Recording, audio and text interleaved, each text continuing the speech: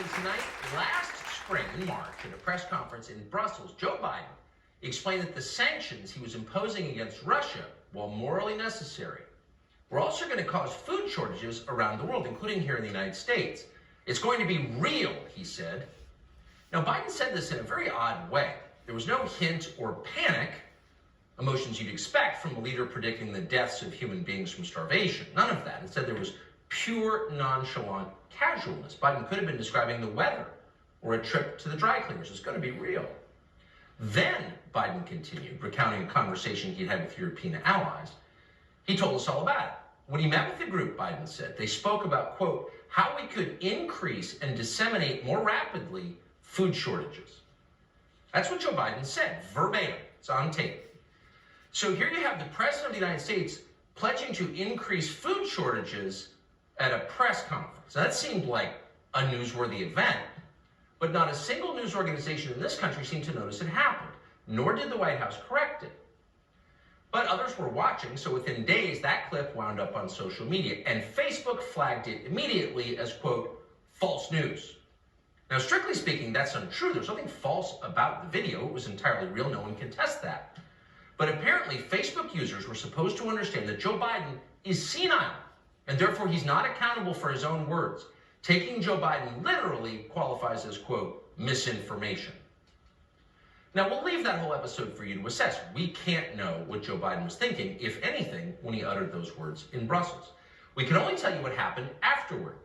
Strange disasters began to beset food processors all over the United States. In April, the next month, the headquarters of one of this country's largest organic food distributors was destroyed in a fire, cause unknown. The next month, in a single week actually, 2 separate private plane crashes took out 2 separate food processing centers. One plane hit a General Mills plant in Georgia, the other plane hit a food plant in Idaho. By the way, back in February, a boiler explosion obliterated a potato processing plant in Oregon, and so on.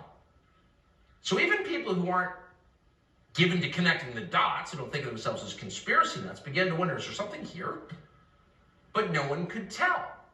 The Biden administration had no answers and no way to get to the answers because they had no data. And that's interesting because the Biden administration tracks a lot of things, the things that it cares about, the race and ethnicity and sex life, for example, of every person in America. Do we have enough trans-Pacific Islanders playing woodwinds in major symphonies? How about gay Southeast Asians in long-haul trucking? These are the questions that concern the bean counters in the Biden administration. And yet at the same time, that same administration keeps no real records about the infrastructure of our food supply. Apparently that has never occurred to them. So honestly, we can't really know one way or the other because we don't have a baseline whether something strange is going on with food suppliers. But some days you do wonder. On Saturday, an enormous commercial egg farm in central Connecticut burned to the ground for no obvious reason. Huge fire. At least 20 fire departments responded, fought the blaze for over 8 hours.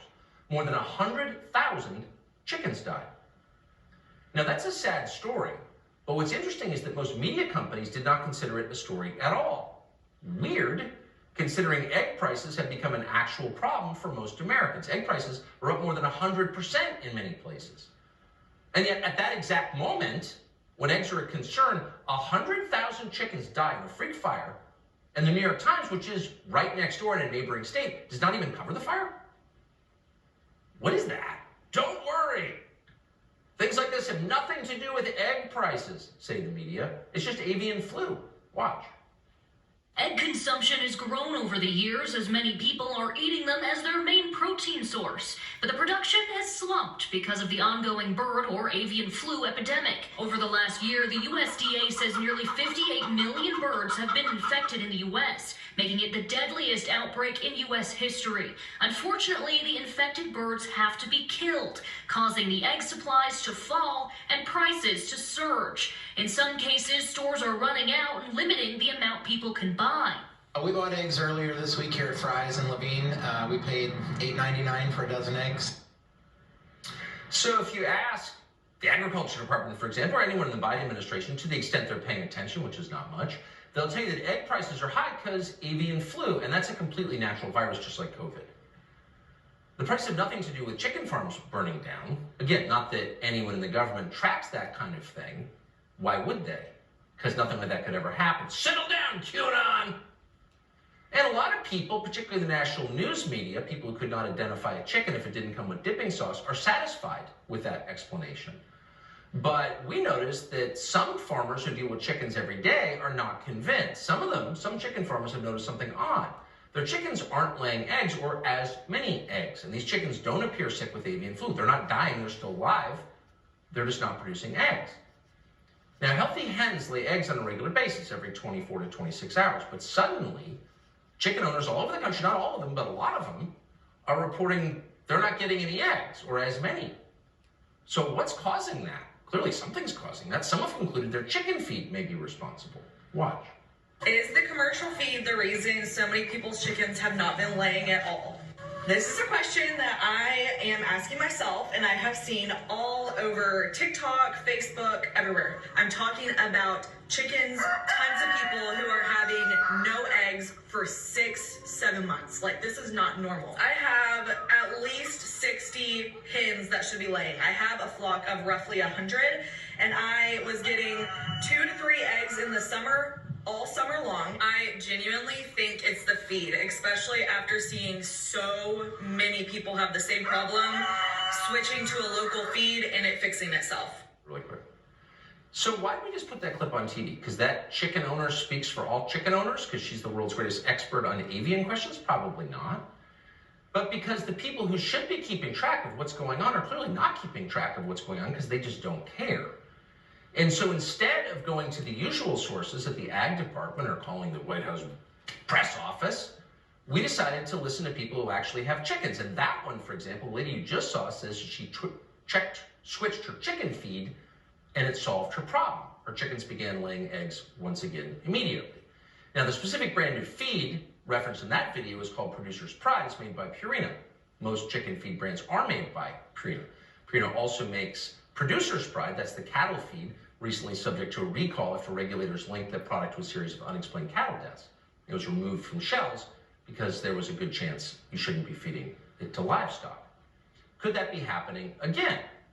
Now, we don't know, but we should tell you, because again, no one else seems to be keeping track of this, that it's not just Producer's Pride that some chicken owners are worried about. Some have concerns about several other chicken feed brands made by Purina. So we reached out to the company today, because again, we're agnostic on this, but we figured we would do a little poking. And they said they've looked into it too, and their feed is not the problem. And that may absolutely be true. We don't know. What we did notice, though, was that that explanation was more than enough for most media companies, trained as they are to accept corporate press releases as the final word on any given topic. Well, they said it's not a problem, so it's not a problem. We don't think that's the last word. Again, we can't tell you for certain either way. But we do know, and here's really the point, that America's food supply is one of those topics it's worth being a little paranoid about. This is not a matter of how many Trans-Pacific Islander oboists we've got. This is a matter of national survival, of food, the question on which empires rise and fall. And in this specific case, eggs, poultry, and chicken, avian products, are major sources of protein in the diets of most Americans. And you need protein to live. If you don't have enough, you get protein deficiency, and that can stunt the growth in children. So a question like this, whatever its cause, could easily flower into an actual public health crisis. And of course, it's also potentially a national security problem.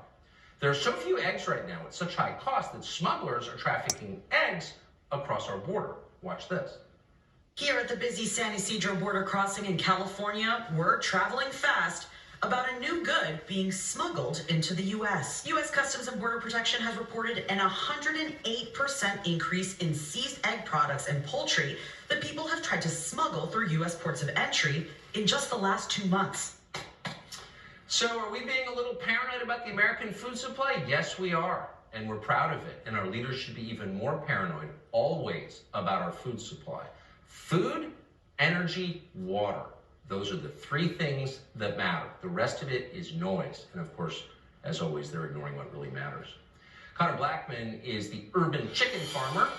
He says he personally has experienced issues with his chicken feed. He joins us tonight to try to untangle this mystery. Connor, thanks so much for coming on, and welcome as well to your avian friend. What do you think is going on here, and what's your experience been? Hey, Tucker, thank you so much for having me on. It's an honor. Of course. Tucker, I'll tell you, I've had chickens for nearly 4 years. And there's certain reasons I thought I haven't gotten chickens for my eggs in over a year. As a lot of people watching may know, during this winter time, especially in colder states like Wisconsin, New York, chickens kind of take a break. If you're getting 5 eggs a week from that chicken's probably only going to lay 1 egg per week during the winter. However, that's not the case here. You know, I'm in South Florida. I haven't gotten eggs from my chickens since before July, or at least July is when I admitted I had a problem. I tried many things to fix it before I even thought it was a feed. It wasn't really something I considered. I saw a video about it. I made a video about it. It clearly resonated with a lot of people.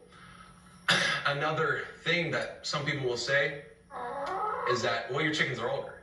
And that's true. Some of my chickens are older, but let me show you this egg. I know which chicken laid this egg. This is from one of my Easter eggers. All my Easter eggers are 3.5 years old, and I haven't gotten a single green egg like that in well over a year, Tucker. So you make this video, it goes out into social media. This is not a small thing. I mean, you're a small egg producer, but this question of what is going on with our egg supply is a matter of national concern. Did anyone from USDA, Department of Agriculture, reach out to you? Nothing, Tucker, and I haven't heard anything from these, giant companies that make the food and also seem to be producing eggs as well. And, that concerns me. So just to bottom line it for us, and again, this is a subject on which we're not experts, not making any claims here, but when you changed the feed for your chickens, did you notice a difference? Absolutely, Tucker. I believe my video was made about 12 days ago. 2 or 3 days after is when I changed the food. And immediately after changing the food, I got eggs from my younger chickens. And Tucker, I have a bowl full of eggs here today. I hope you can see that. Along with many others, once I met up with the camera crew, I was jaw-dropped. I haven't had so many eggs in a single day. It's been more than a year, before last winter. Yeah. Well, I think you're paying closer attention than the Biden administration is, and we're grateful for that, whatever the cost. Tony Blackman, thank you so much for joining us tonight. Thank you, Tucker.